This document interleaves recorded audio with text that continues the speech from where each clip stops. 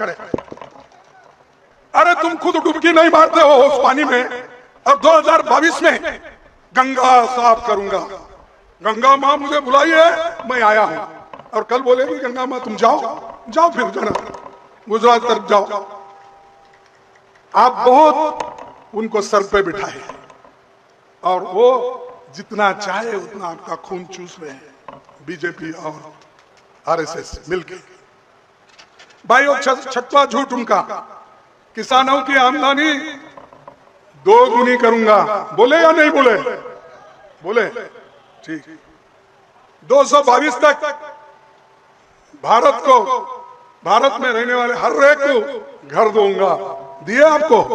कोई हमारे मित्र यहाँ बोल रहे थे कि पहले इंदिरा आवास में बहुत से लोगों को घर मिले, अब मोदी जी के जमाने में ये 2022 में ही देना था, दिए उनको, दिए लोगों को घर नहीं।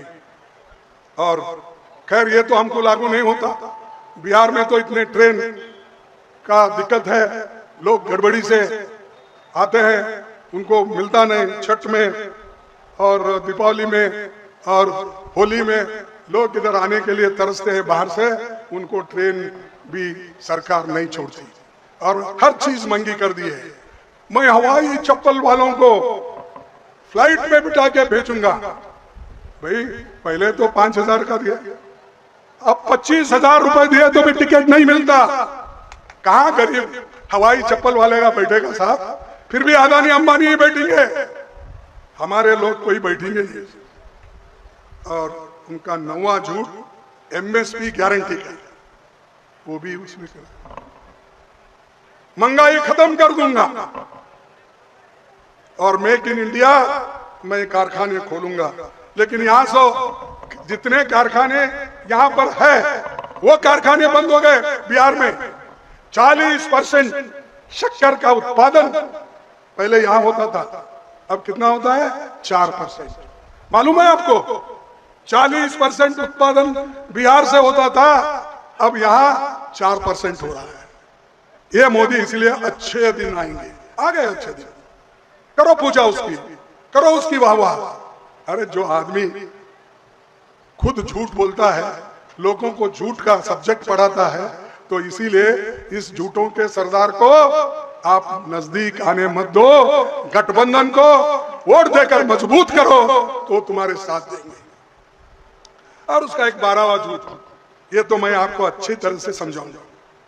उन्होंने क्या कहा था? ठोक ठोक कर बोला था मैं पैकेज दूंगा, 2000 टन वाले पैकेज दूंगा और इसका आपको कोई अब तक नहीं दिया, मैं दूंगा। तो उन्होंने क्या कहा था? मैं आपको, कहाँ गए, डालो उसको, मैं आपको वीडियो से दिखाता हूँ, क्योंकि आप बोलेंगे खड़गे साहब कुछ झूठ बोल रहे हैं। मोदी जी खुद बोल रहे हैं, क्या बोल रहे हैं? पैकेज की घोषणा यहीं से करना चाहता हूं। करो करो 50,000 करोड़ की ज्यादा करो, 60,000 करोड़ की ज्यादा करो, 70,000 करोड़ की ज्यादा करो, 75,000 करोड़ की ज्यादा करो, 80,000 करोड़ की ज्यादा करो, 90,000 करोड़ की ज्यादा करो। मेरे भाइयों बहनों, मैं आज वादा करता हूं, दिल्ली सरकार कान बराबर ठीक रख के सुन लीजिए, कान खोल के आपके सुनिए। 1.25 लाख करोड़ रुपए का पैकेज देगी, 1.25 लाख करोड़ रुपया। मैं आज बिहार के पैकेज की घोषणा यहीं से करना चाहता हूं। करो करो 50,000 करोड़ की ज्यादा करो। इसने कहा लोगों को, हजारों लोग बैठे थे उनके सामने। 18 अगस्त 2015 को इन्होंने बोला, उन्हीं के शब्दों में मैं आपको सुनाया। अब तो आपकी खातरी हो गई मोदी जी क्या बोले, मिला होगा आपको। 1,25,000 करोड़ बिहार के लिए देने वाले थे। मैं पूछता हूं, वो 1,25,000 रुपए क्या मोदी जी और नीतीश जी दोनों मिलकर बांट लिए? ये मेरे शब्द नहीं, उन्होंने ही बोला, इसीलिए फिर एक बार मैं उनके शब्द में ही बोलूंगा। मोदी ने क्या कहा, मैं यहां अपना वादा पूरा करने आया हूं। मैंने कहा था 50,000 करोड़, आपको कितना चाहिए? 60,000 करोड़, 70,000 करोड़, 80 या 90,000 करोड़? मैं यहां 1,25,000 करोड़ का पैकेज देने के लिए आया हूं। कहां है वो पैकेज? कहां है मोदी जी? तो ये मोदी जी का झूठ और एक झूठ, झूठ के ऊपर झूठ ये बोलते रहते हैं, तो और लोगों को बेवकूफ वो नहीं बना सकते। अरे बाद में दो ना भाई, मेरे पास देना हो, बाद में दो। किसी को नहीं पता कि आज तक ये कितने झूठ बोले हैं। इसका पूरा मैं 35 सालों में बेरोजगारी इतनी बड़ी है कि सभी लोग आज त्रस्त हैं, और हम ये चाहेंगे कि इनके बनाए हुए कोई काम नहीं है। जो कुछ बनाया पंडित जवाहरलाल नेहरू जी ने, चाहे वो IIM हो, IIT हो, चाहे एम्स हो, डैम्स हो, पब्लिक सेक्टर हो, ये सब जवाहरलाल नेहरू जी ने बनाया, कांग्रेस ने बनाया। आप क्या बनाए? आप तो झूठों की फैक्ट्री तैयार करें, झूठों की फैक्ट्री तैयार करके लोगों को गुमराह कर रहे हो। ये नहीं चलेगा। आप एक आदमी को, लोगों को एक बार झूठ बोल के उनको फंसा सकते हैं। चंद लोगों को आप बेवकूफ चंद दिन के लिए बना सकते हो, सारे लोगों को एक बार बना सकते हो, लेकिन सारे लोगों को सदा के काल कभी झूठ, कभी भी उनको आप झूठ बोलने का जो आज तुम्हारा चल रहा है, इसमें वो आएंगे नहीं, इस झांसे में नहीं आएंगे। सबको फूल नहीं कर सकते, सबको बेवकूफ नहीं बना सकते। अब जागृत हुए लोग, इसीलिए मैं आपसे यही निवेदन करूंगा कि ये जो लोग हैं, और मैं बहुत देर आपका समय नहीं लेना चाहता हूं, और यहाँ पर तो इतने हैं, एक बिहार तो ह्यूमन इंडेक्स में 36वें नंबर पर है। ये 28 राज्य है और 8 यूनियन टेरिटरीज है। इसमें इसका नंबर कितना है? 36वां नंबर। ये इनका डेवलपमेंट नीतीश डबल इंजन का, और ये डबल इंजन की बात कर करके यहाँ तक आए। इसके आगे डबल इंजन की बात नहीं होती, एक ही इंजन रहेगा, पावरफुल इंजन रहेगा, वो गठबंधन का इंजन रहेगा। और इसीलिए मोदी को मैं ये कहना चाहता हूं, आप बार बार झूठ मत बोलिए। और RSS और उनके लोगों को भी मैं ये कहना चाहता हूं, बाबा साहब अंबेडकर के बारे में झूठ बोलना बंद करो, नहीं तो लोग तुमको सड़कों पे ठहरा ठहरा के हाथ पकड़ के पूछेंगे क्या गलती थी डॉक्टर बाबा साहब अम्बेडकर। अरे बाबा साहब अम्बेडकर जब लखनऊ आए थे, उन्होंने खुद ये कहा, बाबा साहब ने कानून मंत्री होते हुए लखनऊ में ये बात कहा, मैं केंद्र सरकार में भागीदार हूं, लेकिन मैंने कांग्रेस के टिकट पर चुनाव नहीं लड़ा। मैं कांग्रेस का सदस्य नहीं हूं।